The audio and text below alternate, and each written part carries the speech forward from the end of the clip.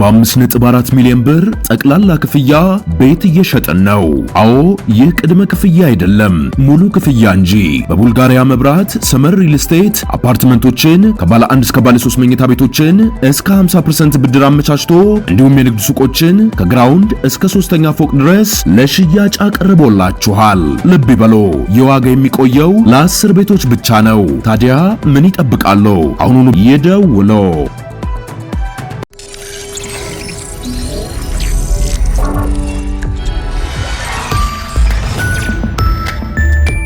ይህ አዋዜ ሰበር ነው።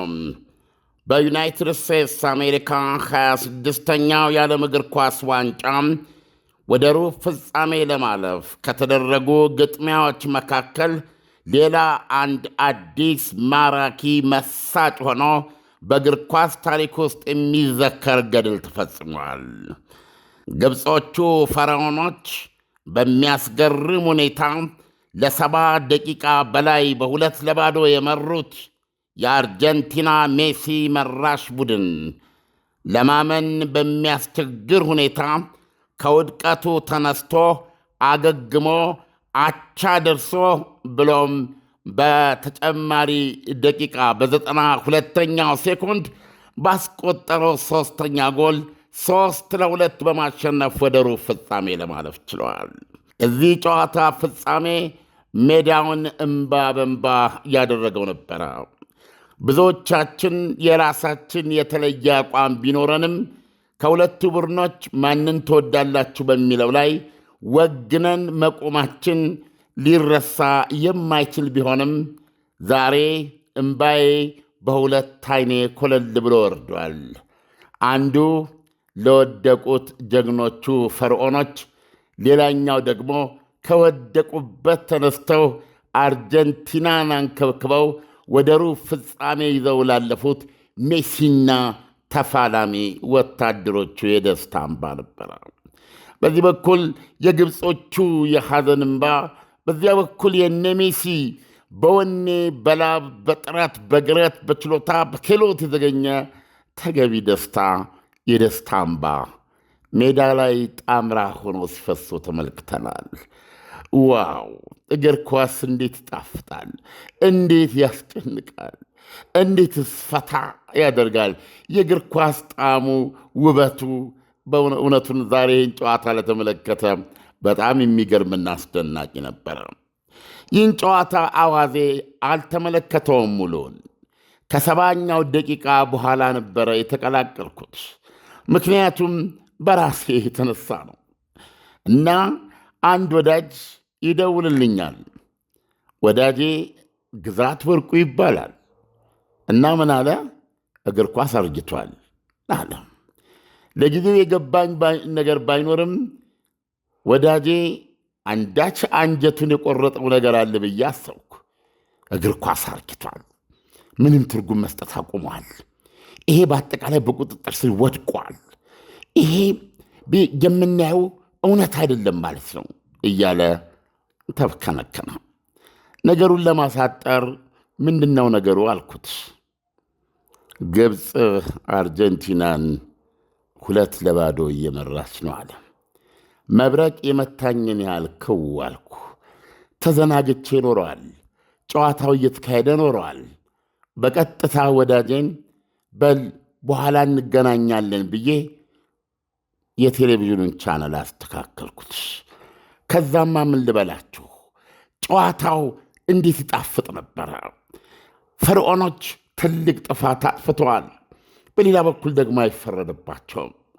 ያለፈውን የዓለም ዋንጫ አሸናፊ የኳታር ልዑሎች፣ የኳታር ንጉሶቹን አርጀንቲኖች አሸንፈው ለመውጣት የቀረቻቸው የ20 ደቂቃ ምናምን ጉዳይ ነበረች። እንዲሁም ጨዋታው በቀጠለ ቁጥር ደቂቃው እየቀነሰ 75ኛው ደቂቃ ላይ በሚያስገርም ሁኔታ ጨዋታው ሊያልቅ 15 ደቂቃ ብቻ ነበር። ስለዚህ ፈርዖኖች ሁሉም ማለት ይቻላል ወጥ በሆነ መንገድ፣ በተለይም ዕድላቸውን ማመን ያልቻሉ ውጤቱ እጅግ ያሳሳቸው ቡድኖች ደጋግመው የሚፈጽሙትን ስህተት ግብጾችም ደገሙት። ያም ስህተት ምን ነበረ? ድላቸውን ላለማስነጠቅ የ2-0 መሪነታቸውን እንደያዙ የመጨረሻዋን ፊሽካ ለመንፋት ሲሉ እግር ኳስ የሚለውን ጨዋታውን ረሱና በቀጥታ ወደ ወታደራዊ ጎዳና ተቀላቀሉ። አዎ እግር ኳስና ጦርነት ተመሳሳይነት ቢኖራቸውም መሰረታዊ ልዩነት አላቸው። ስትጠቃ ታፈገፍጋለህ። እያፈገፈግ የተሻለ ቦታ ትፈልጋለህ። የተሻለ ቦታ ስታገኝ ትመሽግና ኃይል ታጠናክርና እያባረረ ያለውን ጠላት እንደገና መመከት፣ እንደገና ማባረር ትጀምራለህ። ይሄ ጦር ሜዳ ነው። በእግር ኳስ መከላከል ማጥቃት ነው። በቲዎሪ ደረጃ ይሄንን የማይሉ አሰልጣኞች የሉም። ከሀገር ውስጥ እስከ ዓለም የታወቁ አሰልጣኞች ይህንን ነው በአደባባይ የሚገልጹት። በተግባር ግን ትንሽ ድል ሲያሽቱ፣ ትንሽ ደም ሲሸታቸው ብዙ ቡድኖች በተለይም የገጠሙት ቡድን ሀያል ሆኖ ሲያገኙትና ያንን ሀያል ቡድን እየመሩ መሆናቸው ሲታወቃቸው ለማመን ይቸገራሉ። ስለዚህ ኳስ ጨዋታውን ይተዉና ጠቅላላ ጠቅለው አጥቂ የለ ተከላካይ የለ ተነባብረው የጎል ክልላቸው ላይ አጥር ይሰራሉ። ያን ጊዜ የባላጋራ ቡድን ሰፊ መጫወቻ ሜዳ ያገኛል። አዲስ ዓመት አዲስ ነገር ከሌለው ምንን አዲስ ዓመት ሆነ? ሁልጊዜም እንደምንለው ከደንበኞቻችን የምንፈልገው እርካታን ብቻ ነው እንላለን። ለአዲሱ ዓመት ደግሞ ከእርካታ ጋር ታላቅ ደስታን ጨመርንበት። ሽልማት እንደ ሁልጊዜው የወደዱትን አዘው ከወዳጆቹና ከቤተሰቦ ጋር ውብ ጊዜን እያሳለፉ 250 ድርሃምና ከዛ በላይ ተጠቃሚ ሲሆኑ የዕጣው ተሳታፊ ይሆናሉ። ኩፖኑ ላይ ስምና አድራሻውን ሞልተው በተቀመጠው ሳጥን ውስጥ ይከታሉ። ኦንላይን ለምታዙ ደንበኞቻችን ትዕዛዙ ከ250ና ከዛ በላይ ከሆነ ኩፖን አብረን የምንልክ ሲሆን ሞልተው በዱከም ሬስቶራንት በሚገኘው ሳጥን ማስገባቱን አይዘንጉ። ዕጣው የሚወጣው የአይፎን 17 ፕሮማክሱ ኦገስት 8 ሲሆን BYD ሶንግ ፕላስ ብራንድ ኒው መኪና ደግሞ ሴፕቴምበር 12 ይሆናል። የዱባይ ኢኮኖሚ ዲፓርትመንት ፍቃድ የሰጠው የመንግሥት አካል በተገኘበት ዕጣው የሚወጣ ሲሆን በዱከም የሶሻል ሚዲያ ገጾች ላይ በቀጥታ የሚተላለፍ ይሆናል። አይተው ነክተው ዳሰው የመጀመሪያውን ሰልፊ ተነስተው ዕድልዎን ያሳምሩ። በዕጣው ተሳታፊ ለመሆን 250 ድርሃም ወይም ከዚያ በላይ ተጠቃሚ መሆን፣ ለእያንዳንዱ 250 ድርሃም አንድ ኩፖን ይቀበሉ። የኩፖን ብዛት ገደብ የለውም። ብዙ ሲጠቀሙ ብዙ ዕድል ያገኛሉ። ሕግና ደንቦች ተፈጻሚ ይሆናሉ። ምግብ በልተው መኪና የሚሸለሙ ከሆነ ከዱከም ውጭ የት ይመገባሉ? ለሁሉም ውድ ደንበኞቻችን መልካም ዕድል እንመኛለን። ዱካም ዱባይ። ባለችው ቀዳዳ ሾልኮ የሚያስፈልገውን ጎል ይቀረቀባል። በተደጋጋሚ የሚሆን ነበረ። ወዳጄ እንደነገረኝና ጨዋታውን መመልከት እንዳያስኩ 75ኛው ደቂቃ ላይ በጣም እርግጠኛ ነበርኩኝ። የአርጀንቲና 2-0 መመራትና ከሩብ ፍጻሜ ወዲህ ማዶ የመቅረት ሁኔታ ልቤን ቢያስጨንቀኝም በሌላ በኩል ግን ምንም ጥርጥር አልነበረኝም ነበረ። ምክንያቱም ግብጾች ጨዋታውን ጥለው አርጀንቲናዎች እንደልባቸው እንዲያጠቁ በታወቀ የኳስ ችሎታቸው፣ ኳስ ፊደልነታቸው ኳሷን ከዳር ከመሃል ከፊት ከኋላ እያባረሩ እንዲረባረቡ ፈቅደውላቸው ስለነበረ የማታ 79ኛው ደቂቃ ላይ የቦርኖ ጄኔራል ከዚህ በኋላ በሜሲ ጉዳይ የሚነሳ ክርክር ካለ ሜሲ የሚደነቅበት፣ ሜሲ የሚዘከርበት፣ ሜሲ ማንኛውንም ክብርና ማዕረግ የሚሰጥበት ቦታ ላይ እንዳለው አስቀድማችሁ ሰዱ። ይሄ ነው ልዩነቱ። ለመተቸትና የሰዎችን የጨዋታ ልምድ ክህሎት ለማናናቅ ሳይሆን እንደ ክርስቲያን ሮናልዶ፣ ኔይማር ከመሳሰሉት ተጫዋቾች ጋር የማንግባባውና ልዩነቱ ዛሬ ያያችሁት ነው። ሜሲ በመቶ ሚሊዮኖች የሚቆጠር ገንዘብ ያለው አይመስልም ነበረ ዛሬ ሜዳ ላይ ሲጫወት። በዚህ ጨዋታ ላይ በእግር ኳስ ውድድር ላይ በቀበሌ ሜዳ ላይ እጅግ አሁን ድረስ ስሙን ልረሳው ማልችል በጣም ተወዳጅ፣ በጣም ዘናጭ፣ በጣም ኃይለኛ ተከላካይ የነበረ የቀበሌ 07 ተጫዋች ዋሴ የሚባል በጣም ሃንድ ሳም ልጅ በካራማራ ሜዳ ላይ ከቀበሌ 21 ከሚባል ቡድን ጋር ሲጫወት በሸርተቴ የገባው የቀበሌ 21 ተጫዋች የፊኛው ላይ ረግጦት በተቻለ ርብርብ በፍጥነት ወደ ሚኒሊክ ሆስፒታል ቢወሰድም የሰማነው ዜና በዛ በልጅነት ዕድሜያችን አሁን ድረስ ተሰንቅረው የቀረ ከመሆኑ የተነሳ ከ40 ዓመት በኋላም ህመሙ ይሰማኛል። ይህን ስነግራችሁ ዋሴ ሞተ። እግር ኳስ የዚህን ያህልም አደገኛ ነው። ዛሬ ሜሲን የተመለከተ ስንት አያሌ ድርጅቶች ሊፈጥር የሚችል ሀብት በእያንዳንዱ ቀን በሚሊዮን ዶላሮች የሚቆጠር የሚሰራ የማሽን ልትሉት የምትችሉት ሰው ከግብጾች ጋር ያደረገውን ተጋድሎ ስታዩ አይደለም ለእግሩ፣ አይደለም ለልቡ፣ አይደለም ለአይኑ፣ ለህይወቱ ጨርሶ ደንታ እንዳልነበሩ ነው የታየው። በዚህ ጨዋታ ላይ በተለይ ሜሲን የተመለከተ አርጀንቲና ምን ያህል ከሱ በላይ እንደሆነች የሀገሩ ህዝብ ስሜትና ፍቅር ምን ያህል በውስጡ በነፍሱ ውስጥ እንደሚንተከተክ የምትመለከቱት ነው። ሁለተኛዋ የአርጀንቲናን ጎል አይታችሁ ከሆነ እንዴት አድርጎ መረቡን እንደገለበው፣ እንዴት ባለ የእግር ጫካ ውስጥ ከመሃል ሆኖ ያንን ጎል ያስቆጠረ መሆኑን ስትመለከቱ የመጀመሪያዋ ጎል ወሳኟ የአርጀንቲናን ቡድን ከተቆላለፈበት ሁኔታ ፈታቶ ያወጣውን ጎል ለማስቆጠር 79ኛው ደቂቃ ላይ ሮሜሮ የተሰኘ አንበሳ በቴስታ ለትሞ ያችን የአርጀንቲናን ቡድን ይሄን ያለፈውን የዓለም ዋንጫ አሸናፊና በእውነት የዚህኛው የዓለም ዋንጫ የሰሜን አሜሪካ የዓለም ዋንጫ ከሚገባቸው ጥቂት የዓለማችን የእግር ኳስ ቡድኖች አንዱ የሆነው በአንጋፋው በተወዳጁ በዓለማችን ኮከብ በዲያጎ ማራዶና አምሳያ የሚመራው የአርጀንቲና ቡድን ከስር የተፈታበትን 79ኛው ደቂቃ ላይ ያችን ቁልፍ ጎል በቴስታ ለትሞ እንዲያገባ አናቱ ላይ የሰጠው የ39 ዓመቱ ሜሲ ነበረ። ከ4 ደቂቃ በኋላ ይሄው ሜሲ በእግር ጫካ በሰራበት ቦታ መሃል ላይ ተገኝቶ ከፊት ለፊቱ የሰጠውን ኳስ እንዴት አድርጎ በለትሞ መረቡን እንደገለበው ለተመለከተ ሰው ይሄ ነው ብሔራዊ ስሜት፣ ይሄ ነው እግር ኳስ። አንድ ተጫዋች እግር ኳስ ተጫዋች የሚባለውና የሚያስብለው ነገር ይሄ ነው። እግር ኳስን ሲገፋና ሲያንከባልል ብናየው እግር ቢሆንም ግን ከምንም በላይ ስሜት ነው። የማሊያ ፍቅር ነው። ችሎታ ክህሎት ብቻውን ከሰጡኝ ያገባለሁ፣ ካልሰጡኝ የኔ ኃላፊነት አይደለም ሳትል ትከላከላለህ፣ መሀል ታከፋፍላለህ፣ ከፊት ታጠቃለህ።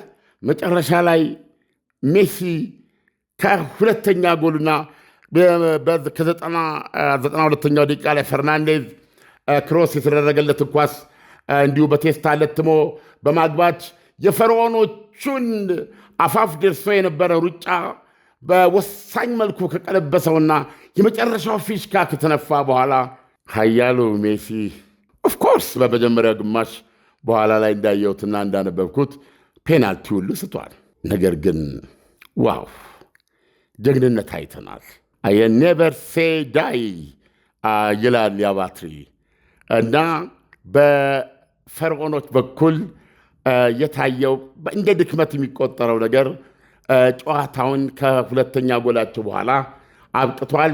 ይህን አስጠብቀን መውጣት አለብን የሚለው አመለካከታቸው ለከፋ መጠቃት አጋልጧቸዋል። በእግር ኳስ ላይ አሰልጣኞች ቴዎሬቲካሊ የሚደጋግሙት ቤስት መከላከል፣ ቤስት ማጥቃት ነው የሚሉት እውነት ቢሆንም ብዙዎቹ አሰልጣኞች በተግባር ግን ሲያሳዩት አናይም።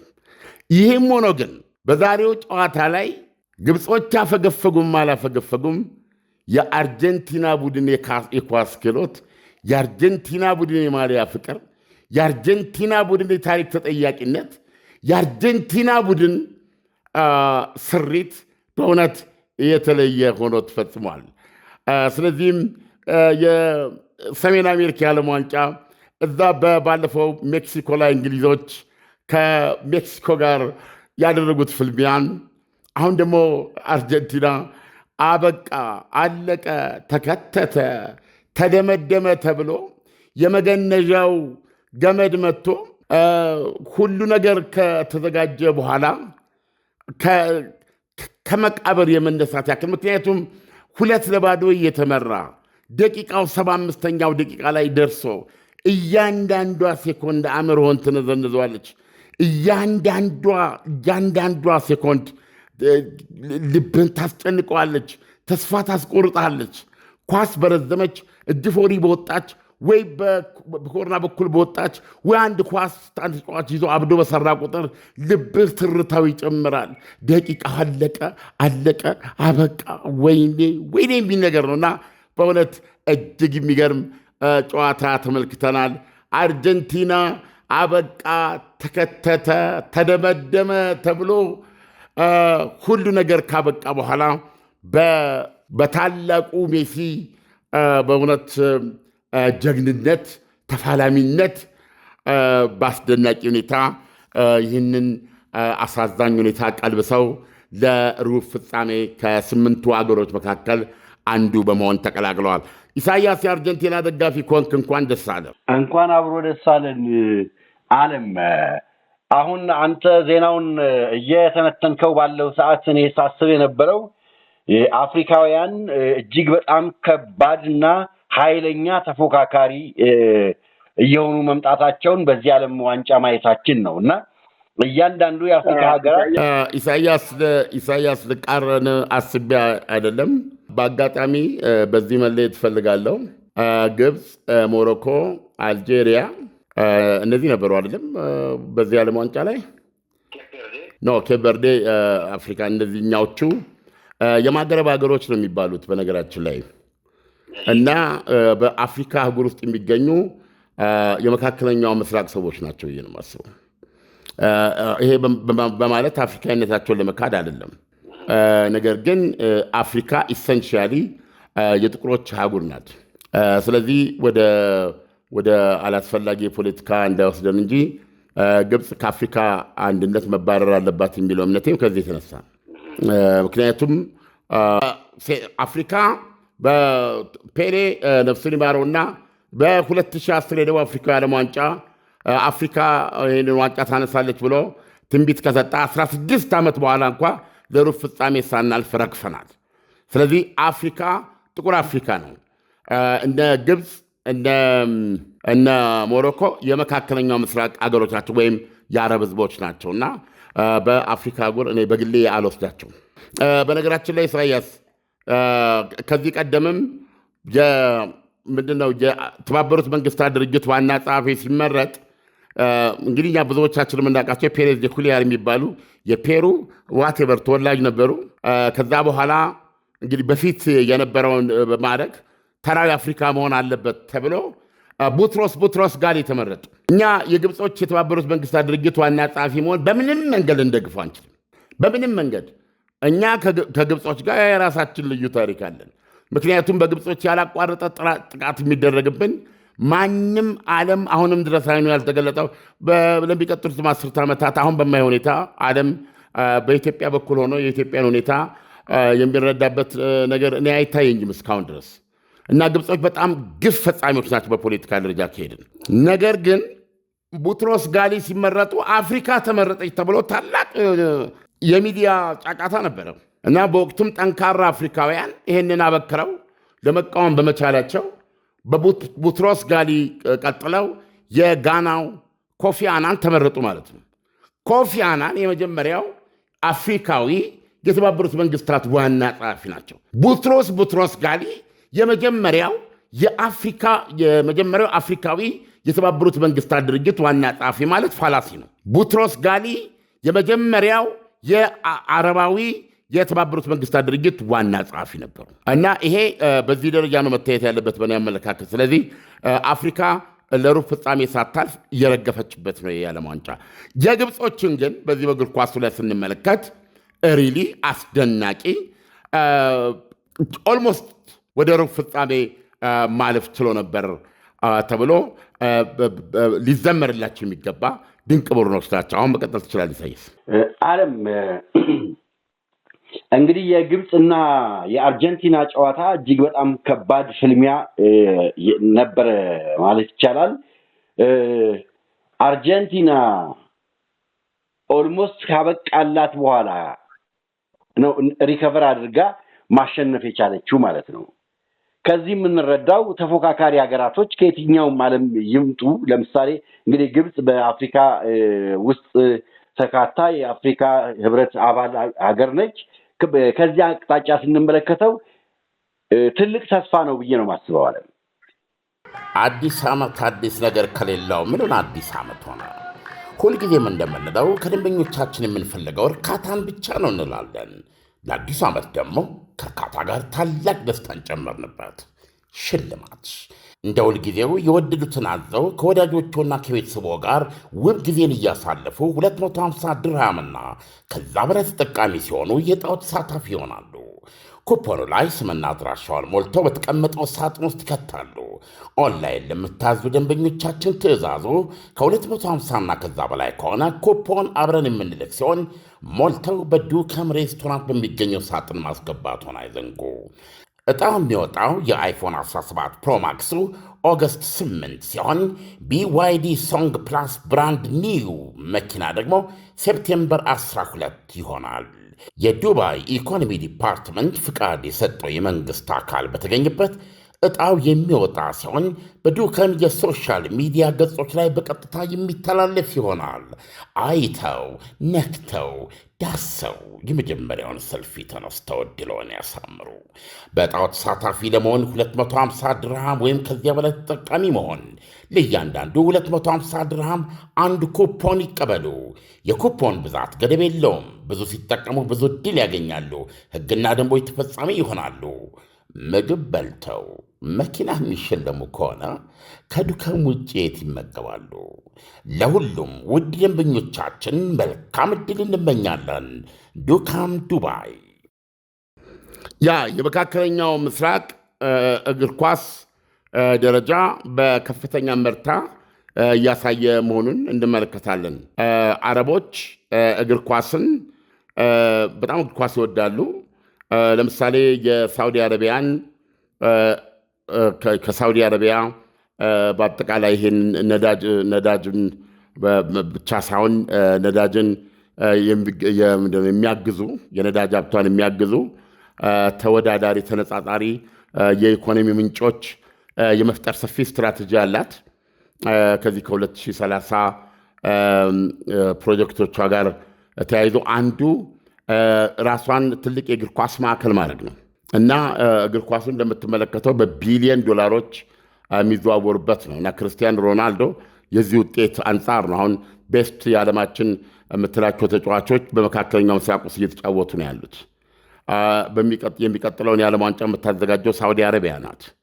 ከሳውዲ አረቢያ በፊት የዓለም ዋንጫን ያዘጋጀችው ኳታር የመጀመሪያዋ የመካከለኛው ምስራቅ ሀገር ናት፣ አረብ ሀገር ናት እና አረቦች አንደኛ ትልቅ ፓሽን አላቸው ለእግር ኳስ እውነቱን ለመናገር እና በእግር ኳሱ ደግሞ ግራስሩት ሌቭል በጣም ታዋቂ ክለቦች ስማቸውን አልፎ አልፎ እየሰማን ነው። በትልቅ ዘገባዎች ላይ እየሰማን ነው። ግብፅ የፉትቦል ሀገር ነች እኮ። ግብፅ በጣም የፉትቦል ሀገር ነች። የአፍሪካ እግር ኳስ ጨዋታን ከኢትዮጵያና ሱዳን ጋር ሆና እንዲመሰረት በማድረግ የመሪነት ሚና የተጫወተች ነች።